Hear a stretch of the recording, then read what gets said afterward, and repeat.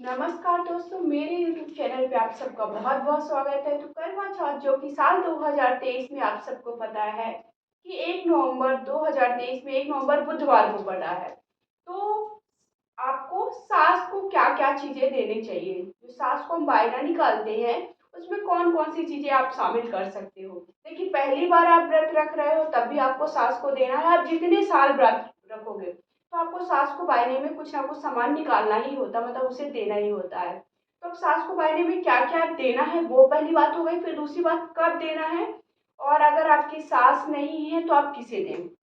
तो देखिए, सब 16 श्रृंगार में आप सारी सामग्री दे सकते हैं जो उसके उपयोग में आ सके, मतलब जो वो उपयोग करती हैं वो सारी सामग्री आप दे सकते हो। ऐसा नहीं है कि आप ये चीज़ें दें, नहीं दें, बट अपनी सामर्थ्यता के अनुसार ही दीजिए। ऐसा नहीं है कि आपको परेशान होकर कोई चीज़ देनी है। तो कौन कौन सी चीज़ें देखिए देनी है, तो सबसे पहले आप क्या करिए, कोई भी साड़ी ले लीजिए। जो भी आप साड़ी खरीद कर ले आइए, तो इस तरह से कोई भी साड़ी आप ले सकते हैं, अच्छी बुरी ऐसा नहीं, पैसे का कोई मोल नहीं है, पैसे के हिसाब से नहीं, आपको अपने सामर्थ्यता के अनुसार कोई भी साड़ी ले लीजिए। साड़ी ऐसी होनी चाहिए देखिए कि जो वो पहन सके, जो उनको उपयोग में वो ला सके। ऐसी साड़ी मत दीजिए जो वो उपयोग में ना ला सके, क्योंकि आपको अपने मतलब साल भर में देना है, ऐसा प्रत्येक दिन तो देते नहीं हैं। तो एक साड़ी दे दीजिए, ठीक है।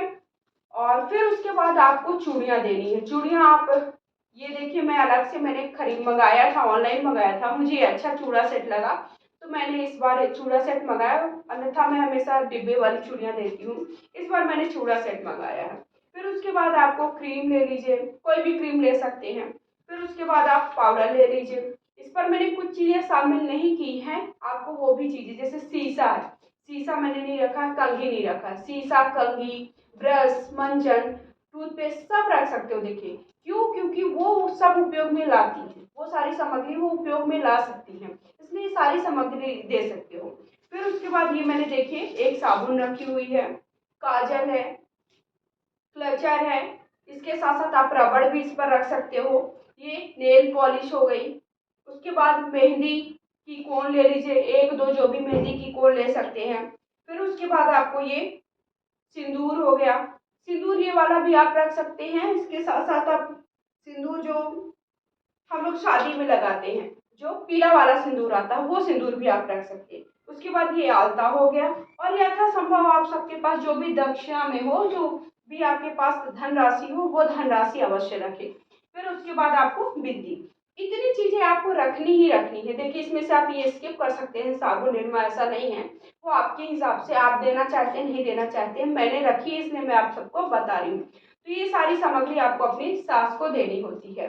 अब देखिए, और इसके साथ आपको क्या देना होता है, ये वाला करवा देना होता है। जो जिस करवे में आपने जो पकवान भरे हुए हैं वो करवा आपको देना है। तो जब आपका पूजा संपन्न हो जाएगी, पूजा संपन्न होने के बाद चंद्रमा का आप पूजन करेंगे। चंद्रमा का पूजन करने के बाद आपको ये सारी सामग्री और ये आपको कलश, मतलब जो ये आपका करवा, ये करवा का जो सारा पकवान वगैरह आपने जो घर में बना के भरा है, ये फिर आपने जो भी रेडीमेड मंगाया है, वो सारी चीजें आपको अपनी सास को देनी होती है। सास को दीजिए, आप उनके चरण स्पर्श करिए, उनका आशीर्वाद प्राप्त करिए। लेकिन अब क्या बात आती है, कई लोग क्या होता है कि उनकी सास नहीं होती, तो आपकी अगर सास नहीं तो अब आप किसे दें, ये सबसे बड़ा क्वेश्चन हो जाता है। तो अगर आपकी सास नहीं है तो आप अपनी ननंद को दे सकते हैं, जेठानी को दे सकते हैं। लेकिन कई लोग ये कहते हैं मेरी ननंद भी नहीं है, जेठानी भी नहीं, मतलब परिवार में कोई ऐसा नहीं होता जो बड़ा बुजुर्ग हो। तो आपके जो रिश्ते में होती है, जैसे परिवार में नहीं है आपकी खुद की सास, ननद, जेठानी, तो परिवार अलग से भी होते हैं। जैसे हमारी दादी सास दूसरे की हो गई, मतलब चाचा ससुर में, चाचा के रिलेशन में जो होती हैं। तो जो भी बड़ी बूढ़ी आपके ससुराल में है, सबसे बड़ी बात, जो भी आपको जिनको सास का आप मतलब सास टाइप का मानते हो कि वो आपका सारा काम करती हैं, आपको जब भी कोई भी आपको परामर्श लेना होता है आप उन्हीं से लेते हो, तो आप उनको ये सारे सामान या वायना उन्हें दे दीजिए, उनसे आशीर्वाद प्राप्त कर सकते हैं। नहीं है तो फिर आप, ऐसा नहीं है कि कोई ना कोई होगा दूर का, जिसको भी मानते हो उसको सास मान करके आप दे दो, ठीक है। या फिर ननंद मानते हो, दूर की ननंद मानते हो, कई लोग कैसा होता है कि दूर की ननंद है, खुद की सगी ननंद नहीं है, तो आप उन्हें दे दीजिए। ये बात हो गई, ठीक है। और ये अब दूसरी, इसके बाद एक बात और आती है कि अब हमारी सास बहुत दूर रहती है, ठीक है। तो अगर हमारी सास बहुत दूर है तो हम ये सामान तो ठीक है रख सकते हैं, क्योंकि ये सामान खराब होने वाला नहीं है। जो सास को अपने बायने में ये सुहाग की सामग्री निकाली है, लेकिन जो करवा रखा है, करवा आप कैसे दोगे? क्योंकि करवा में जो सामान भरा हुआ होता है, जो चीनी शक्कर भरते हैं, कई लोग देखिए इसमें अनाज भी भरते हैं, शक्कर भी भरते हैं, वो दे सकते हैं, वो रख सकते हैं, करवा को 3 महीना 4 महीना रख सकते हैं। लेकिन क्या होता है, जिसने करवा में खाने की सामग्री भरी है, वो अगर करवा को 3 महीना 4 महीने रखेगा तो वो तो किसी काम का नहीं होगा। तो फिर आप क्या करेंगे, ये सास को सामान जो निकाला है वो आप रख दीजिए किसी अच्छी जगह पर, सारी सामग्री को एक साथ एक पन्नी में।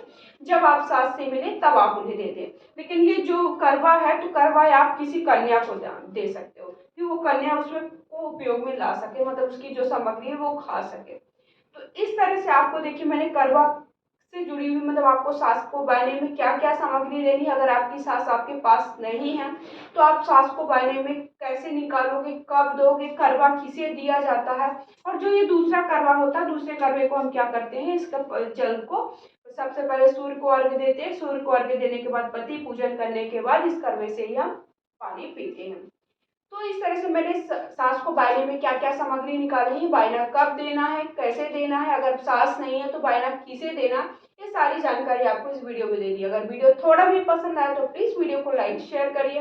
मेरे चैनल पे पहली बार जुड़े हैं तो चैनल को सब्सक्राइब करके कमेंट बॉक्स में जाके जय करवा माता या जय माता रानी अवश्य लिखें। धन्यवाद।